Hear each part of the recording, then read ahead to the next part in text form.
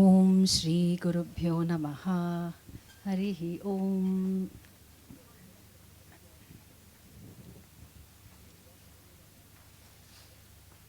So it's a really sleepy time, and I'm not going to tell a story. I will try to keep you awake. Somebody's phone has to be put on aeroplane mode.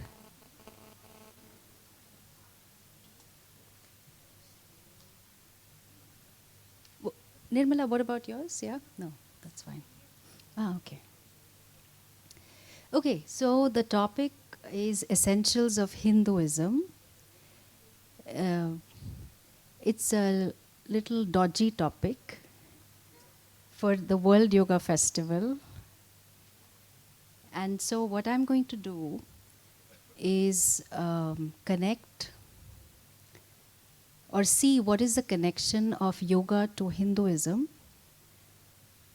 speak about key essential practices of Hinduism and the core principles, and we will take questions. Because even for Hindus, Hinduism, this religion, culture, way of life, vision, all mixed in one, can be very overwhelming. So for anyone else, if it is overwhelming and more, I totally get it. So we'll start with a prayer like we always do, because what we learn, what we know, is thanks to someone. And that someone happens to be an acharya, a teacher, a guru, the one who removes self-ignorance. So we need the grace of the lineage, of the teaching tradition, of the learning tradition. And so I will say a prayer and I will ask you to repeat. First I will do one or two chants and then we can go into this. The first chant is related to Ganapati, who clears the path of all kinds of obstacles, because life is an unplanned obstacle course. And we want to achieve a lot in our different pursuits, but we find ourselves stuck very often. So we seek the grace of Ganpati, and we also seek the grace of Devi Saraswati, who blesses us with knowledge. Om Bhadram Karnebhi Shrunuyama Devaha Bhadram Pashyemakshabhiryajatraha Sthirairangai Stushtvagum Sastanubhihi Vyashema Devahitam Yadayuho Swastina Indro Vruddhashravaha Swastina Pusha Vishwavedaha Swasti nastarksho arishtanebihi Swasti no brahaspatir dadhatu Om Shanti Shanti Shantihi Saraswati Namastubhyam Varade Kamarupini Vidyarambham Karishyami Siddhir Bhavatu Me Sada. You can repeat after me. Sada Shiva Samarambham Shankaracharya Madhyamam Asmadacharya Paryantam Vande Guru Paramparam.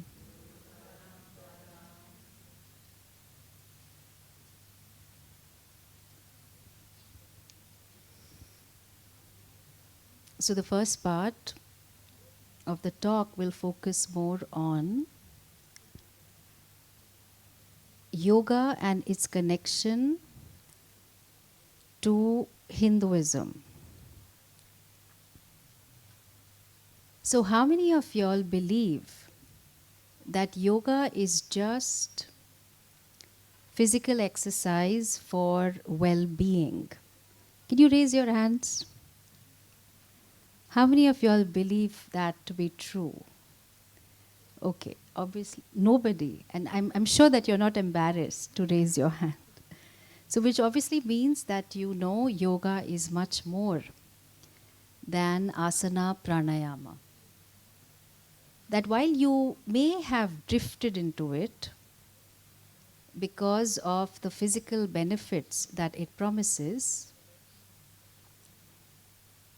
clearly just by being with the body, of course your flexibility will increase, your attention, your awareness, your relationship with your body will change. Because most of us are very judgmental about our bodies. Is there anyone here who is truly happy and satisfied with their body? Oh, there's only one person here. God bless her. So, and us. So the thing is that our relationship with our body is based on a lot of judgments. Right? We're not happy with our face. Most of us initially, in childhood, might have believed ourselves to be ugly. You get called so many things, get bullied and so on, or get compared, with siblings. So, yoga is a sadhana. Sadhana means a means to an end, a means to a goal. Of course, we might have all heard yoga, the word comes from yuj, which means to connect. Then what are we connecting? Anyone? What are we connecting? Whom are we connecting? Anyone? Any ideas? Say again. We're connecting to ourselves? Our higher self. Okay. Yeah, okay. We can look at it that way. What is the purpose of yoga? So we'll keep this interactive, yeah? What is the purpose of yoga? Self-realization. What else? Eternal bliss. Say again. The union of mind, body, spirit. Okay. Healing from samsara. Okay. So people have done a lot of reading and have been doing a lot of sadhana. That's wonderful. Okay. And does everyone see that yoga is connected to Hinduism? Or is there anyone who believes that yoga has no connection to Hinduism? So can I ask, how many believe that yoga has nothing to do with Hinduism? Okay, this is such a well-informed audience. And that's really why we want to discover essentials of Hinduism, right? Okay. So now, the word Hinduism, it is the third largest religion in the world. And it's an ism. Ism, you like feminism, liberalism. So what it means to be Hindu. It's not a political word. Although, as always, political leaders can use and misuse the word. Yoga is a sadhana. It is a system. You can call it a philosophy, and it has many steps, many processes, many angas as a part of it. And it actually comes from the sacred geography of Bharat. So the word Hinduism is a very recent term that was given to these people who lived in this subcontinent because they were on this side of the Sindhu river. But actually what we have called ourselves is Sanatana Dharmis, or because there was no other religion, because it's the most ancient religion. I know the word religion triggers us. Okay, and I'll come to that. So that was all that there was, Sanatana Dharma. So Dharma, the eternal way of life, or the way of life, which has been going on. So one can argue, well, a rat also has its way of life. But this has been going on for the longest time. And it's eternal. The word Sanatana is eternal. Even our devatas, Sri Rama, Sri Krishna, they talk about abiding by Sanatana Dharma. They point others to Sanatana Dharma. So the unique thing about Hinduism or Sanatana Dharma is that it was not started by a single person. There was no prophet, no savior. It has been going on, eternally. And there is no central organizing authority. So this is complicating things even more, it seems. Is there a single book that is unique to Hinduism? No, we have a library. So no founder, no organization, no central institution, no one book. Because these are the criteria to determine if something is a religion or not. So then, what do? Well, people have had a vision of human life. And that is what one of you rightly mentioned, self-realization. And so the way of life that will help me see that all that is here is one, that we were always connected to each other, and it did not depend on the status of our Wi-Fi connection. So,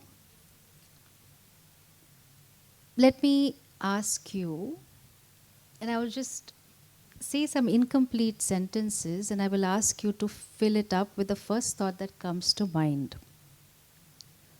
Okay, so men are ... Complete? Quickly.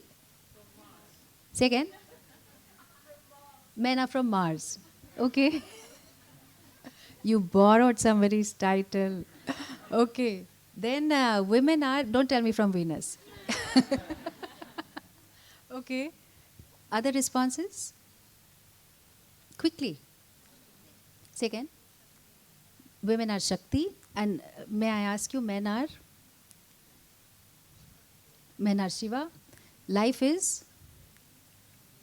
Huh? Life is a way of living? No. Life is good. Okay. I wish.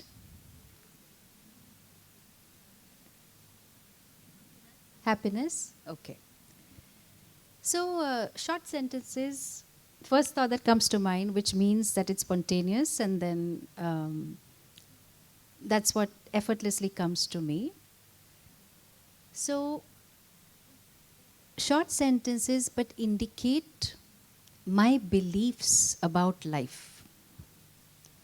So if I say women are Shakti, men are Shiva, life is good, I wish happiness, that's my lens. Okay? So what I wish is my vision of life. I wish happiness. And I believe that men are Shiva and women are Shakti. Okay? So now, when I interact with people,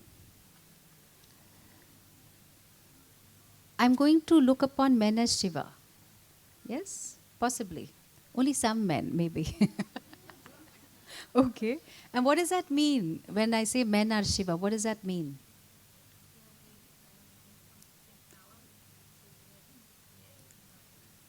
They are the encompassing power to create, manifest. And when I look upon women as Shakti, they are the creative force. So I could only focus on me and my partner, Shiva Shakti. Okay, that's generally how it happens. But all the other men and women that I interact with, if I look upon them as in that way, it's very likely that I will be in harmony with them, because I'm looking upon women as creative forces. I will see what I can do, how I can engage with them, such that we are able to co-create something together. Likewise, the men with whom I interact, I'm also going to be looking upon them as them having the power to manifest and so on. And anyway, life is good, so every day is a happy day for me. Now, this sounds almost utopian, right? But what I want to highlight in this very short exchange is that we all have a vision of life, what life is all about. And we have a way of life in terms of what I do on a day-to-day basis, hour-to-hour basis, to help me reach the vision that I want, which is, she said, I wish for happiness. So likewise, Hinduism in that sense, or Sanatana Dharma, has a vision which is that you are the limitless. You have no boundaries. And all that is here is one. So all the practices, all the principles are in service of the vision. And so many sadhanas, so many means, so many practices are in service of the goal.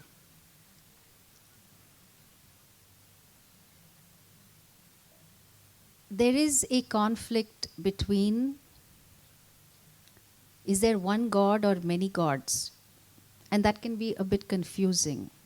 Of course, the moment I mention God, some people just zone out, because religion and politics are topics to be avoided, right? A lot of people have fought in WhatsApp groups, depending on, all fights extend to the WhatsApp group, or rather, from the WhatsApp group, they move elsewhere because of religious political beliefs. Now, we must understand that in the West, a division was created between the church and the state. And so all matters of religion were meant to be in your private domain, and the state is secular, doesn't have much to do with religion, although countries will call themselves Christian and so on. And so this thinking that all things related to the church should be handled by the church, all matters of the soul are to be handled by the church. What happened with that is all the stuff around values, which are universal, Newton took out God from the picture when he spoke about What did he speak about, those laws? What are they called? Anybody remember? School science, physics? Laws of relativity. Before he got to that, the other laws he spoke about every action has an equal and opposite reaction, etc. What happened was Descartes and Newton and Galileo, promote, obviously being scientists, and focused only on what is visible, recognized the presence of God, but said, since we can't quantify it, we cannot measure, we cannot see, etc., let's just keep this out. And values, which were an essential part of at least Christianity, or for that matter, any religion, let's keep that out also. And so, if you trace the writings, you find that God was taken out of the picture. And this hangover has continued. So we say that, I don't want anything to do with religion. But in Hinduism, you cannot separate the religion from the culture, from the way of life, from the philosophy, from what we do on a regular basis. How many of you all have been to India? Quite a few. So whether you've been to India or you are familiar with certain cultural practices, or for that matter, you look at Surya Namaskar, you are actually worshipping Surya Devata. Surya is in the sun. Okay? You can worship your SON also, sun. I'm talking about the sun in the sky. And there are mantras associated with it. Sacred invocations. And it's not because we are crazy. No Hindu worships an idol. No Hindu just worships a mere form. Every form stands for something, is a carrier of meaning. We make such a big song and dance about the wedding ring. Just a piece of metal.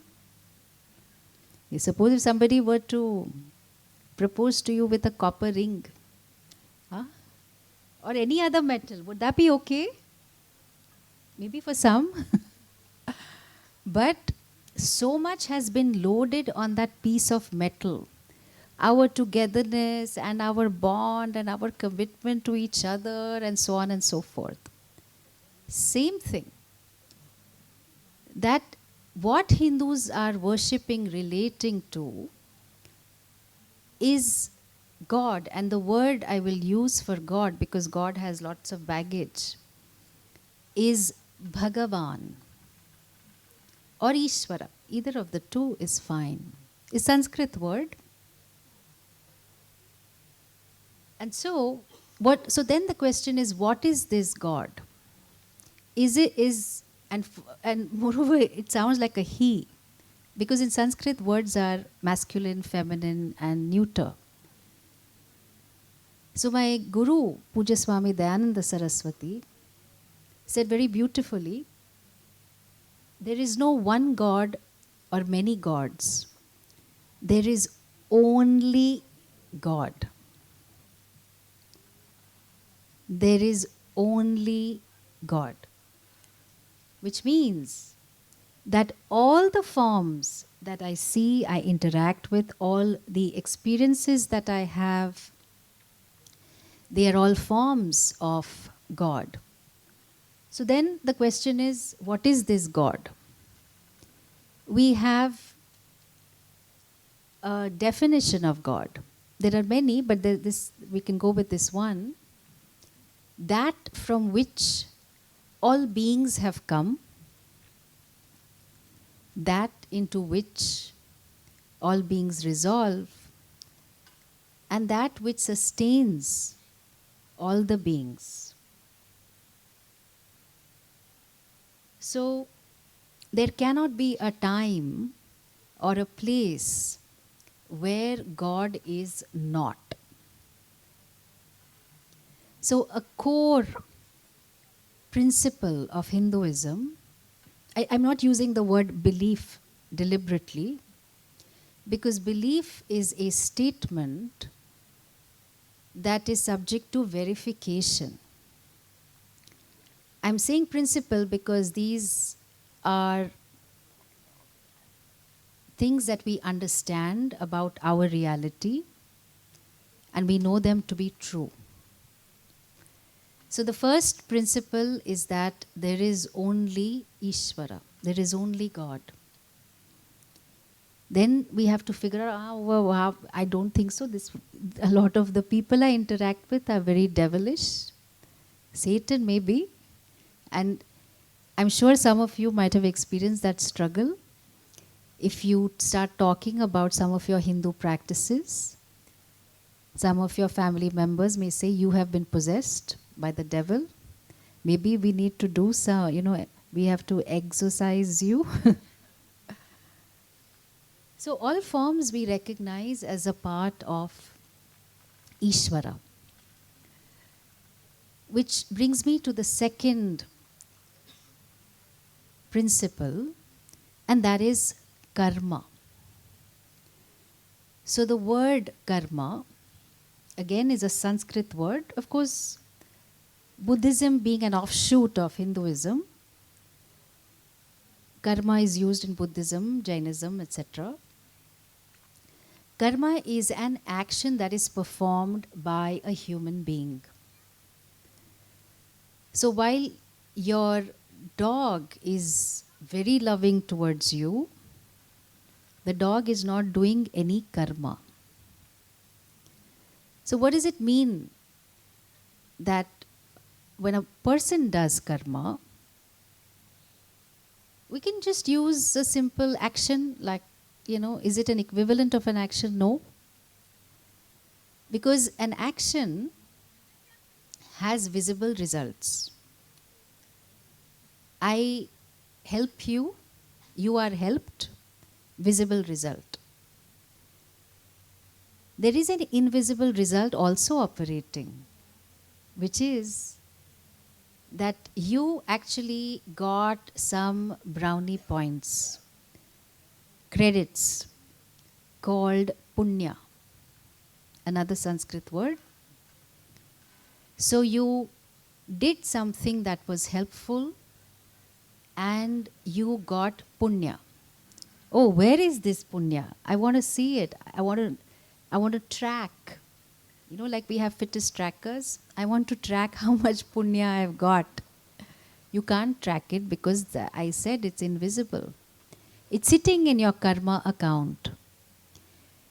And then, when you harm someone, when you hurt someone, of course, the visible result is that someone is hurt. The invisible result is that you get what is called papa, another Sanskrit word. These are non-translatables. That's why I'm moving on from there. I try and explain it, but I will use the same word. So papa is some sort of negative points. Again, it's invisible. It's sitting in my karma account. Now what's going to happen with this? Like these fixed deposits in the bank, all of us have lot of karma accounts, many fixed deposits that may fructify in a few weeks, a few months, a few years, we don't know. So then what? But every day we are experiencing situations that are pleasant and unpleasant. And what appears pleasant, actually what has happened is that punya, the positive or the brownie points, that got transformed into experiences of happiness. And that is what I experience as pleasant. So friends, a healthy body, a clear mind, supportive opportunities, all of that is my punya, favorable circumstances that have fructified. Of course, the capacity to work hard is also given to me, and I experience happiness, sukha, because of my punya. But then, mosquito bite onwards, or unexpected rain onwards, there are these unpleasant situations that I experience that is called papa. That papa transforms into experiences of sadness, which I experience on a regular basis. And so, this dharma, the karma framework points to an overarching umbrella of dharma. So, it's DHARMA. In the English language, we don't have the sound. So, a lot of people may say dharma, But when you try to say the, like you take the tip of your palate, the tip of your tongue to the upper palate, and you exhale, trying to make a sound. So if you say da, okay, and then you say dha, try it, dharma, dha.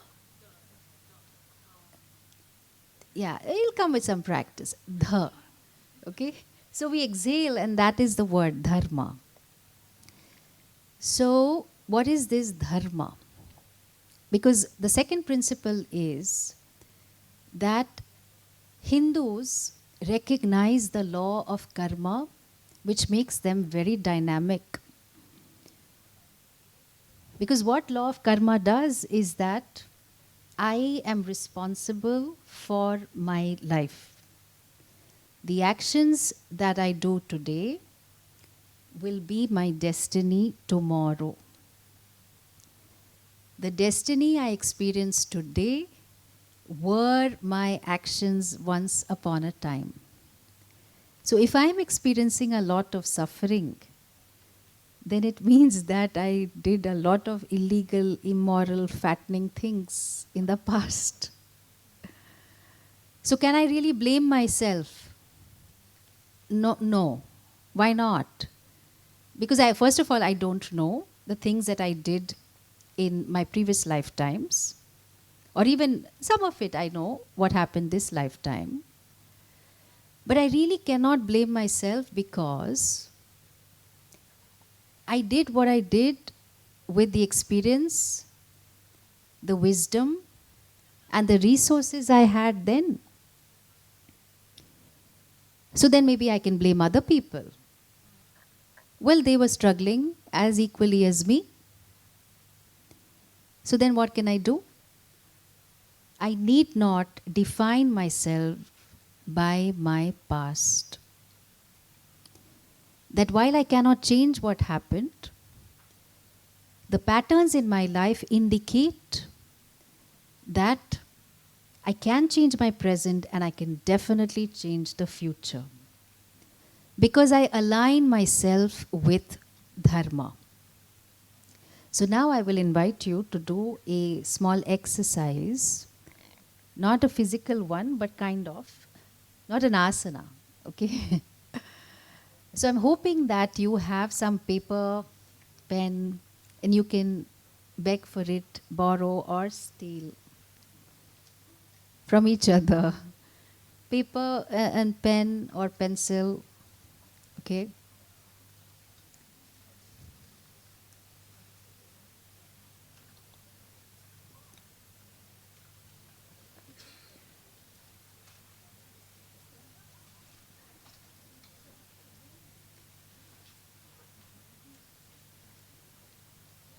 Okay, does everyone have?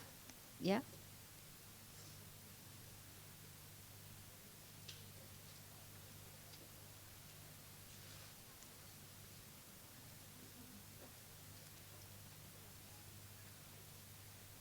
You're looking for, sorry, okay. It's got that. Okay.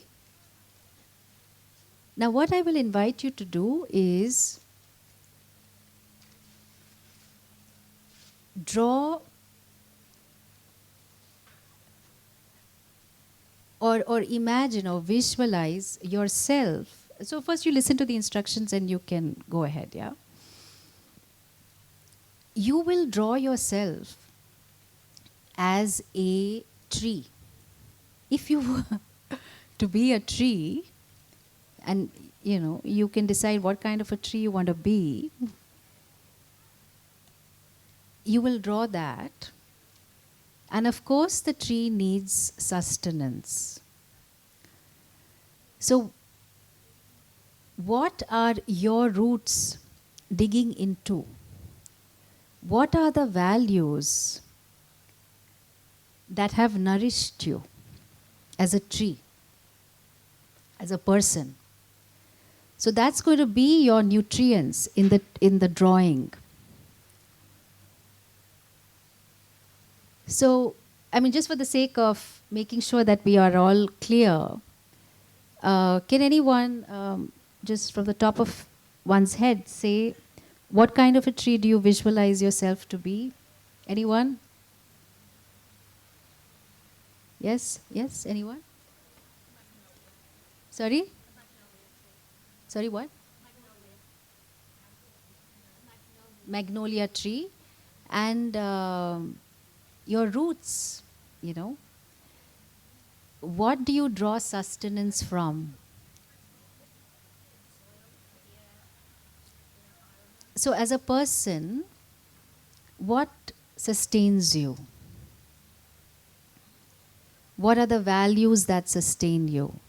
Is it love? Is it support? What? Nurturing? What else? Family? What else? Say again. I want you to flesh out the morals. What are they? Honesty, faith. Okay, so it'll be different for different people, but we really connect with what are these universal values that have sustained me, that have nourished me as a person. And then the second part of the exercise is to share that as a tree I have, grown, I have matured. And so the branches, the leaves, the fruits, what are my gifts to the world? Might sound a bit grandiose, okay, but what are the kind of values that I practice, that I embody across all my roles? So again, can you share Magnolia tree?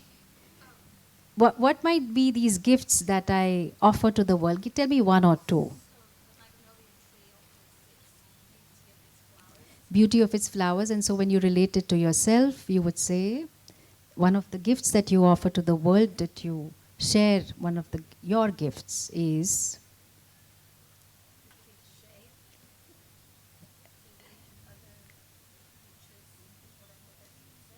so metaphorically, when you say giving shade to the other creatures, what does that look like in your life? Helping others. Yeah. Okay. Wonderful.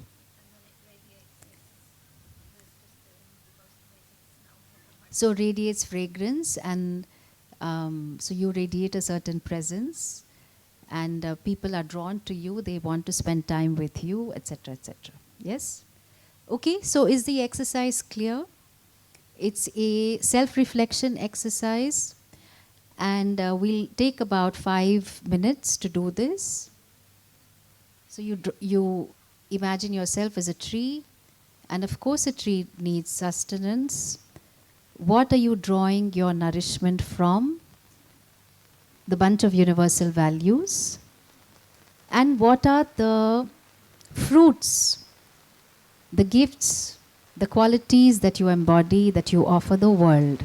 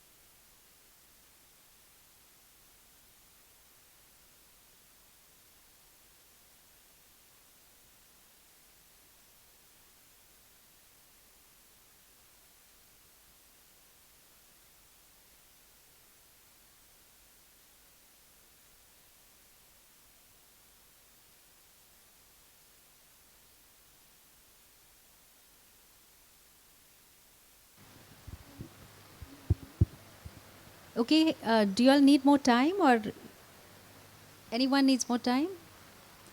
2 minutes, okay. I think most of you all have finished, so we'll try and hurry a bit, yeah.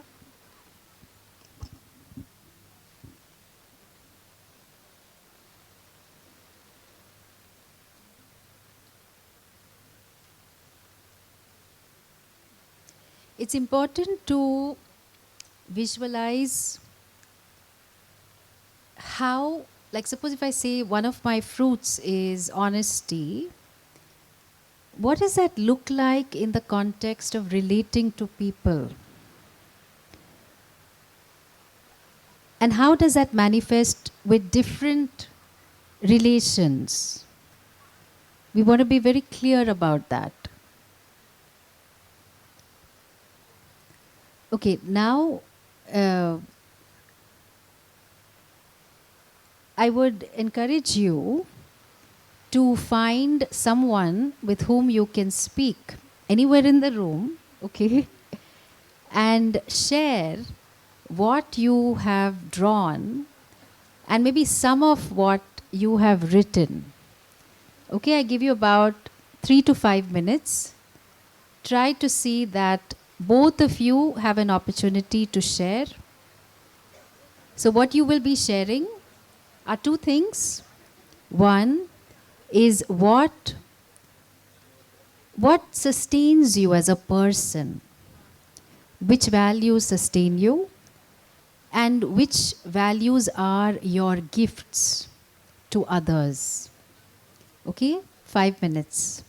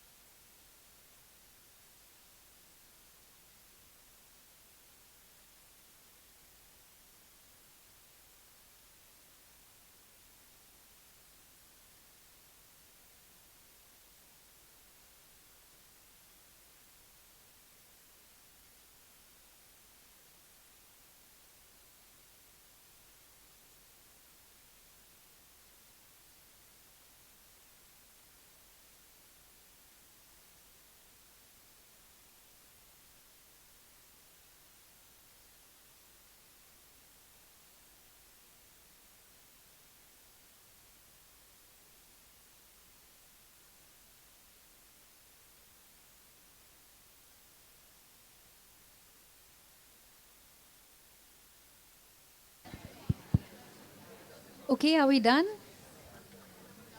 One more minute? One more minute is okay? Yes?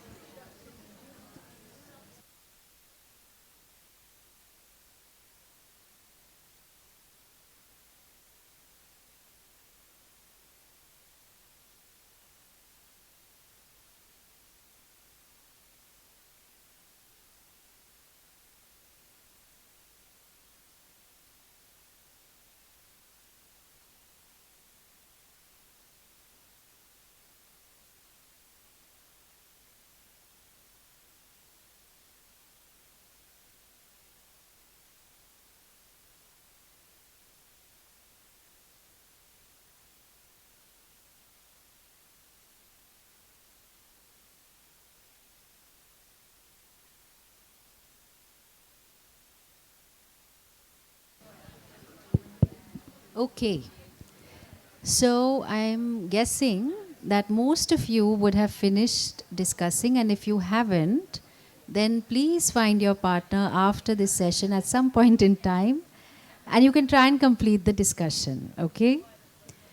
So, anyone wants to share any insights, any surprises in what you drew and what you wrote? Anyone? Let me see if there are others who would like to share.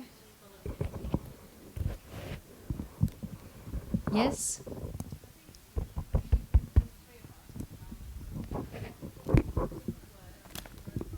Can you hear her? Okay, can you come forward and use the mic? Hello.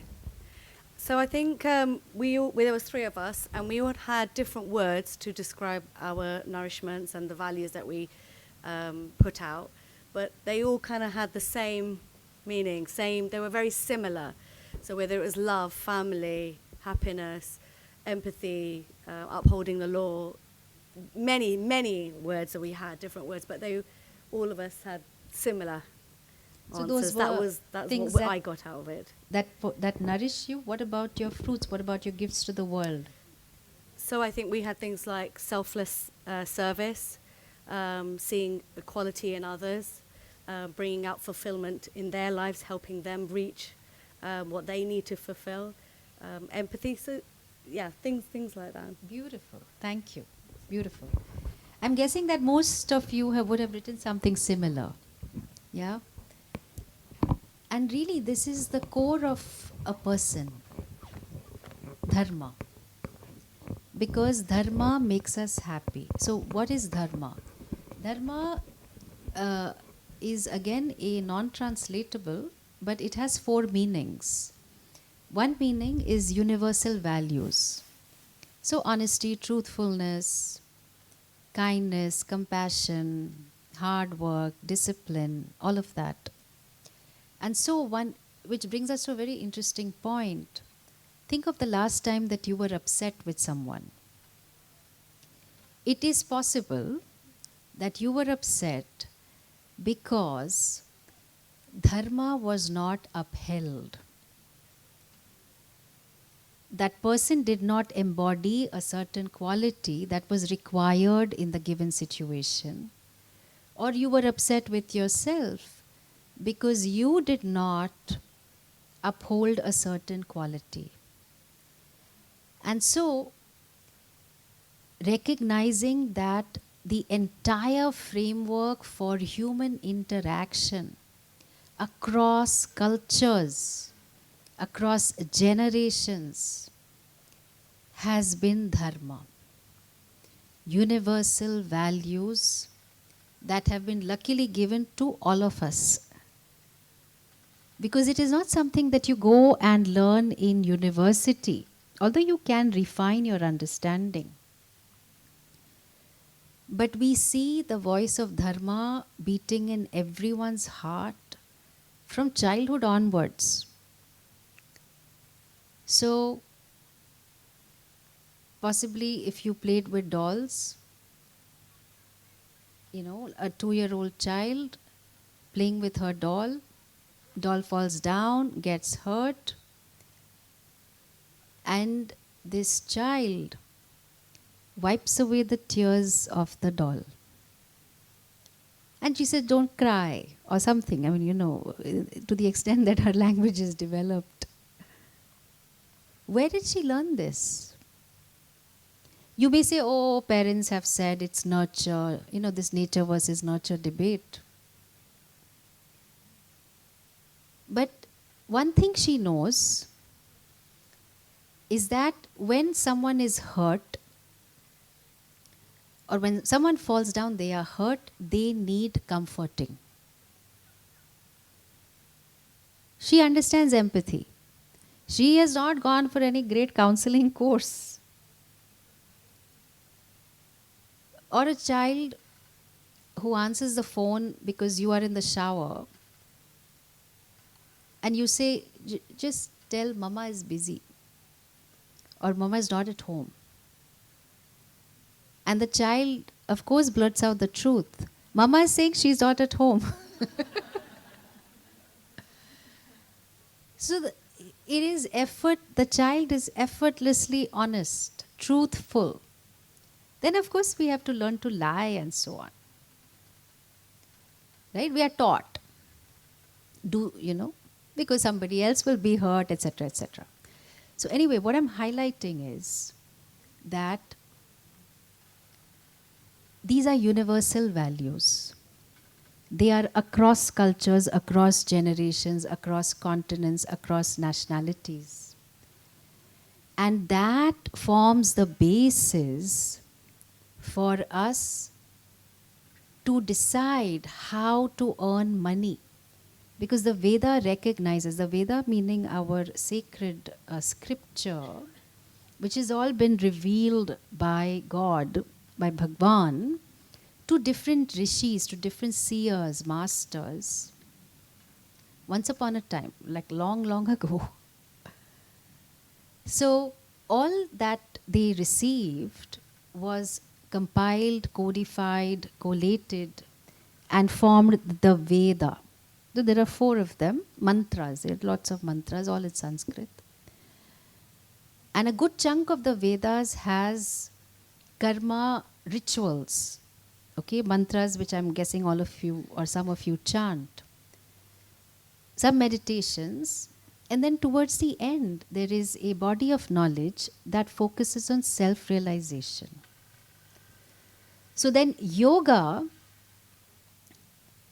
acts as a sadhana, a means for mastery of the mind, for self-realization. But coming back to dharma, how should I earn money? Because everyone has to. Either you earn money, or you manage the money you have, or you grow the money you have, or you invest it differently. So even a bird has to go looking for grains, something to manage health and your physical, sustenance. So that is considered a valid pursuit. Money is not evil at all. In fact, we have mantras that you can chant which will improve the inflow of wealth into your life. But then that's not enough for us. We want pleasure as well.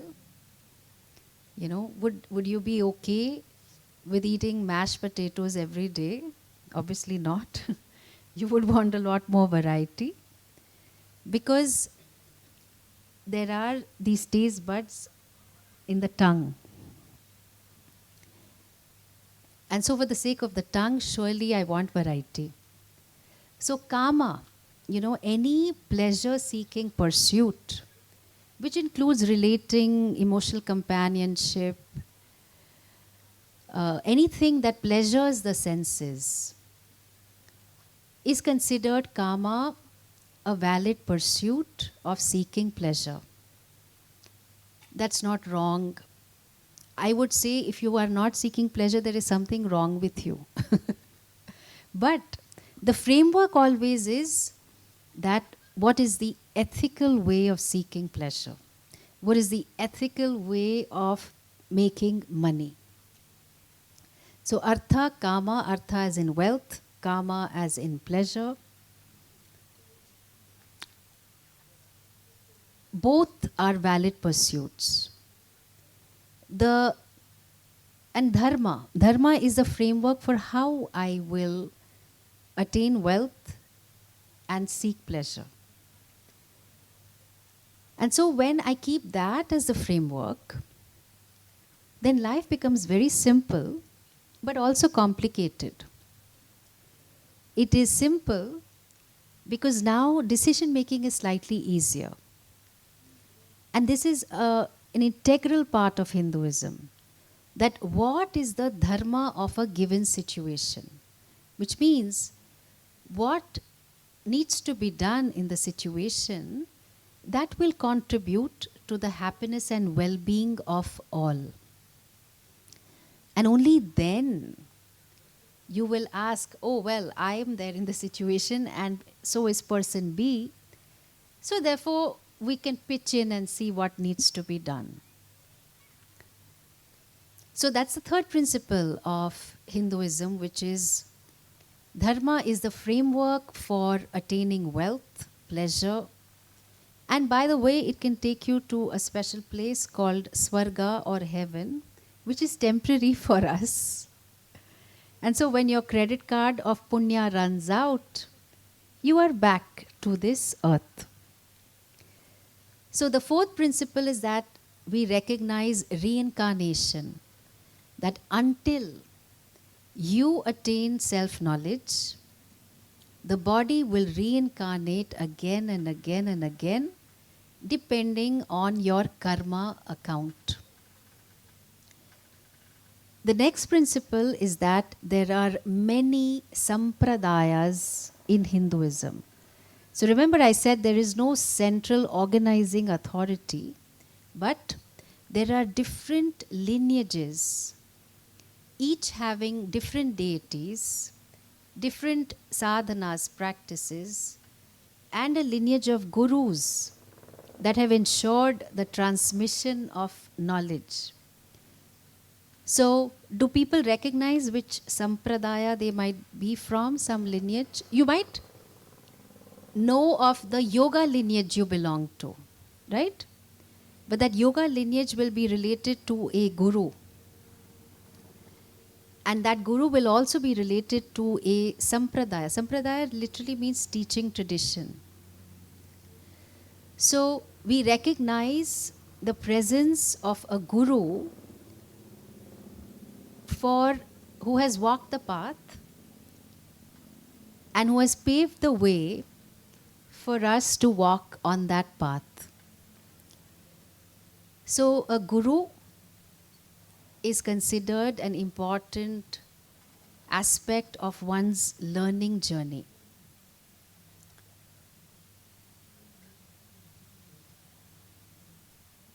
We recognize all forms are sacred. That's why we can worship the sun. We can worship the human being as well. I don't know if somebody is familiar with Devi worship, the worship of the sacred feminine. And as a part of that, we actually shower flowers on her and do certain rituals to just remind her that she is sacred. And so what I would encourage you to do now is recognize that you are a form of Bhagwan, of Ishvara, of God. And we have a shloka that says that this body is a sacred temple. Deho devalayaha. The body is a devalaya. It is a temple. Who is the deity? You. You are the deity in your heart. And so what? And so there are wilted flowers because it's a temple, and wilted flowers, the flowers have been offered which have wilted. And these are flowers of ignorance. And so may we give up these flowers of ignorance such that we recognize that I am that. I am He, I am Ishvara.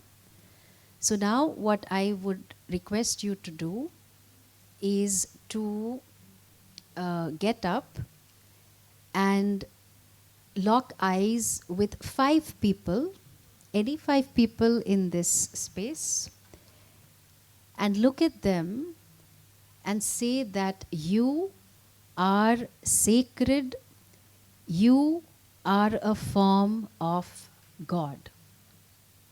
Okay? So we have some time to look at practices and Q&A, but just as a little bit of a break, please get up, rise and shine, and just walk across the room. Any 5 people, look at them and tell them, and do a namaste to them. And you are welcome to hug them if you wish. And you say, you are sacred, you are a form of God or Bhagwan.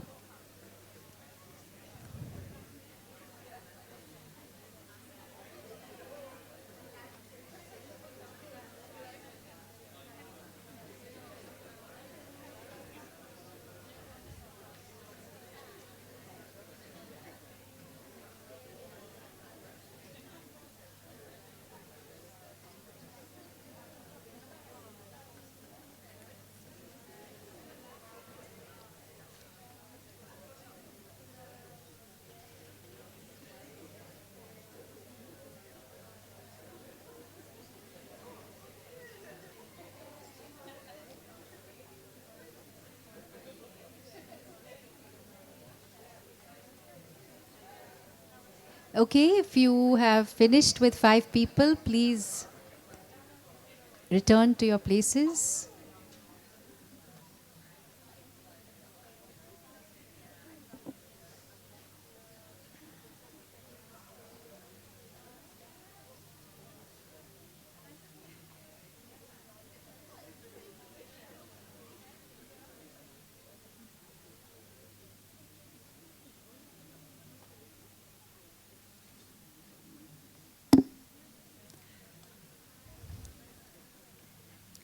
Okay, wonderful. It was so lovely to see you all doing this and expressing a very effortless, natural love and affection for each other.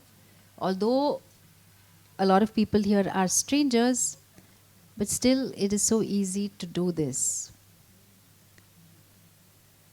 So, drawing from the core principles of Hinduism, that there is only God, Dharma, universal values, is the framework for attaining wealth and pleasure.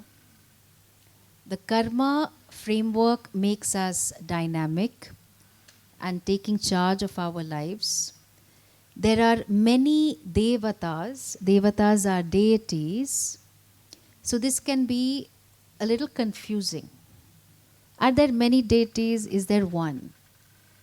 And the simplest explanation is that we have one body and different organs, the stomach and the heart and the lungs and the kidneys, all of them have different functions. And so if you were to imagine that there was a head of department of each function, then they could be considered as devatas. But they're all part of one being. And so the beauty is that you could relate to any one part of the body and you're really relating to all of God. So there's no one or many gods, there's only God. But depending on who you are, you could resonate with any devata.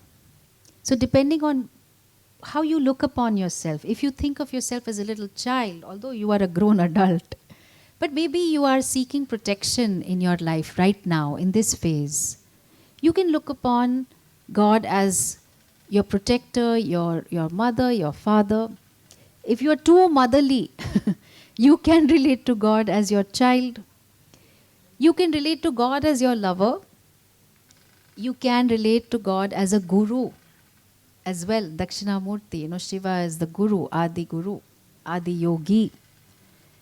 So, in the fascinating thing is that in one family, there can be many members who relate to God differently. And there's no right or wrong about it. You are free to relate to God the way you want. Because relating to God is not one being in one corner. Remember what I said about the definition of God. That from which all beings have come, that by which all is sustained, and that into which everything resolves. So all forms, and all of you are sacred, all of you are forms of Bhagwan. So then coming to the core practices of Hinduism, puja, relating to Ishvara, to God, through a physicalized process, is important. And so we learn how to do it. And, it's not an esoteric practice, because if you really look at it, how do you relate to people you love? You spend time with them. You do something for them. Perhaps you appreciate them. Perhaps you express your gratitude. Perhaps you sing their glories. Right? You do the same thing. That spending some time in prayer, in worship. Puja is a physicalized form of expressing your care, your affection. So, different forms of worship are integral practices of, it's a Hindu practice. But anyone can do it because you want to physicalize your affection, your growing understanding towards Bhagwan. And then, of course, I'm sure everyone here chants mantras. So, mantras are sacred sounds, invocations that are related to different deities. They are not meaningless sounds. So, can you tell me your name? Say again. Cataline?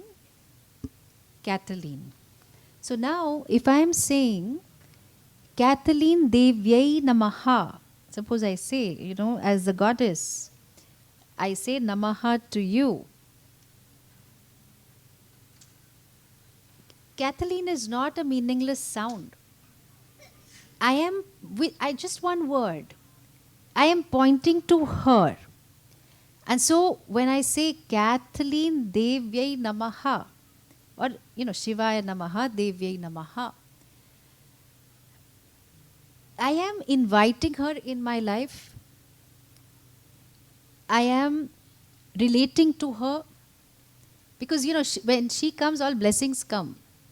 Okay? Because when devas, deities, you are inviting them, that means you are inviting blessings in your life. And you are feeling a stronger connection, because understand, deities are across galaxies. They are phenomenally powerful. And just by uttering some sounds, sacred words, you are invoking blessings and grace into your life. How beautiful is that? So, an important practice, essentials of Hinduism, is relating in different ways. And karma is such that there are a lot of variations. So, you can do things one way, the other, or differently, you need not do. And suppose if you say, but really do I need to do puja? Well, do you really need to do any caring actions for people who are close to you? The answer is yes. These physical actions keep our love alive. And so even if sometimes you feel certain actions are mechanical or feel boring, we still do it. Ask the mother who has packed God knows how many tiffins for the child, or a snack for a play date. Right?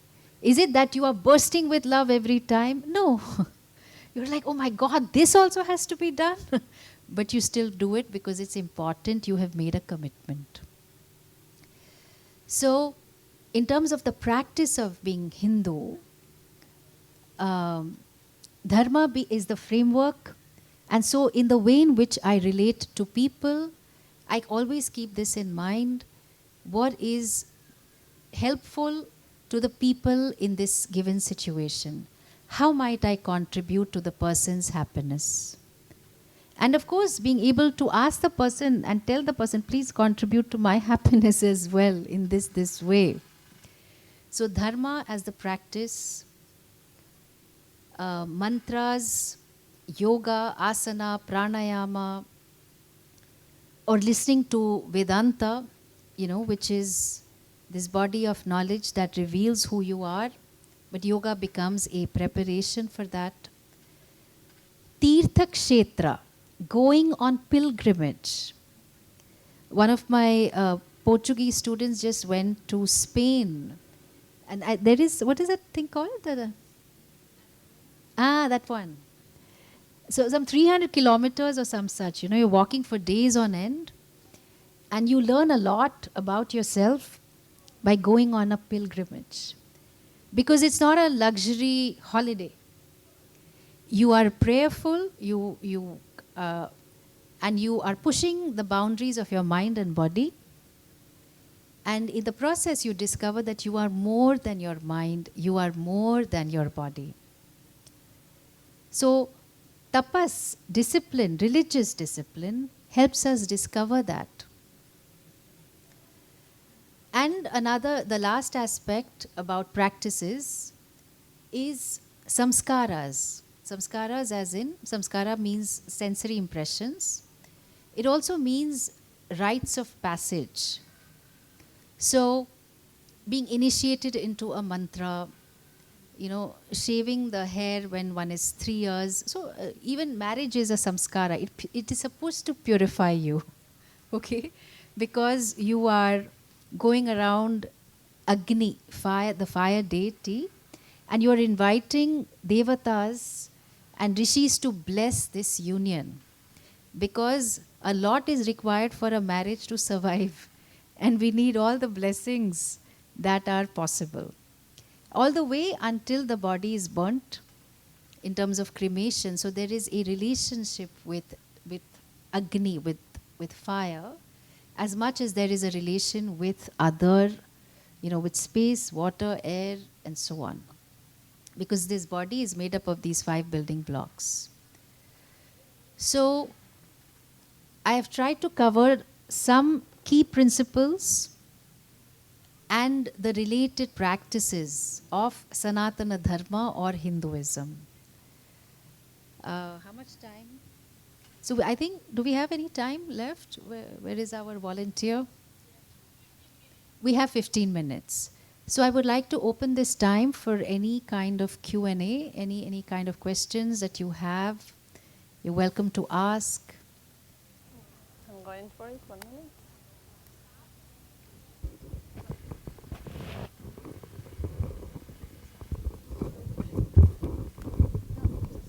Just speak through here, yeah? Okay. Namaste. I just want to ask you the point that you just made, that when you are doing a mantra to a deity, what happens if you cannot relate to that deity? You've been told that it's good for you to do this mantra to your deity, and you're doing it every day, and there's no feeling. You've been doing it for years.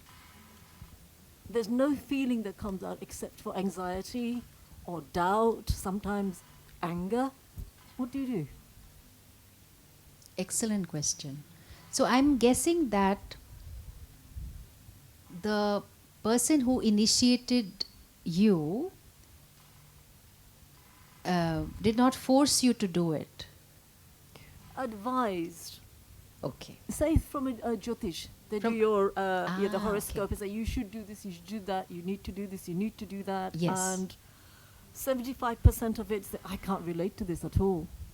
At all. And somebody's been doing it for 2 years, 3 years, still can't relate to it. Okay. What do you do? Okay, excellent.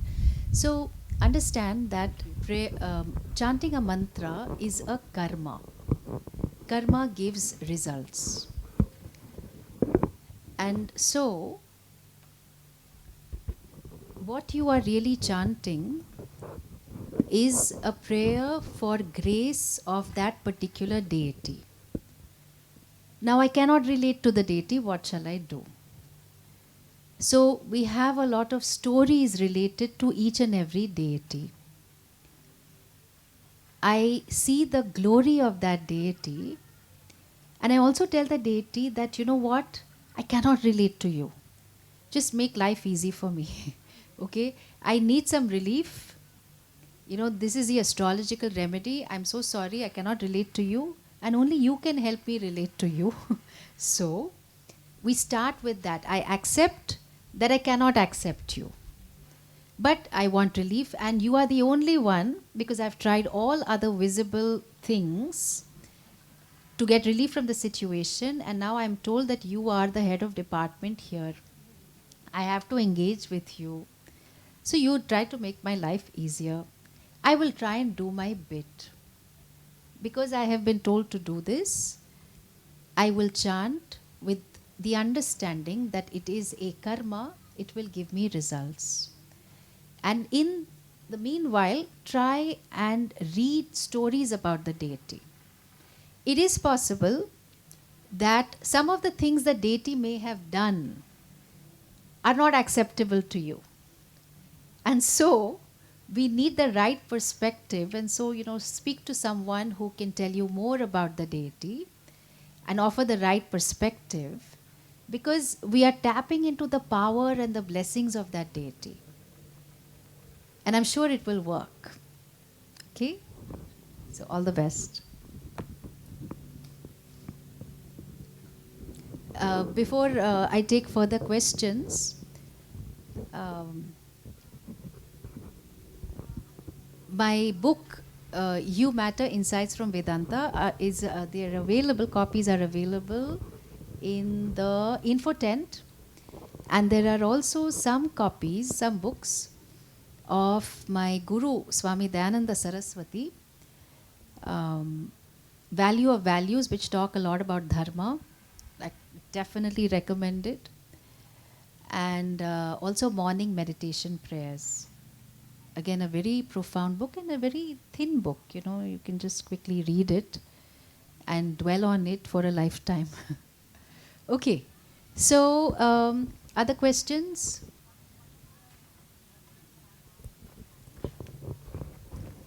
And also, if you want to find me for a one-to-one, then find me after the session, and I'm most happy to meet you. Yeah. Okay. Thank you.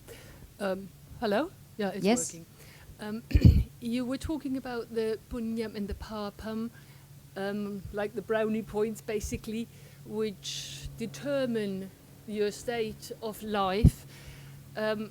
Is it not possible that basically punyam is not necessarily always leading to a sense of sukha, of happiness, and papam to dukkam, of unhappiness? Often I feel that punyam can lead to difficult experiences in life, and which are there to help you to lift a state further up. Could you see it like this as well?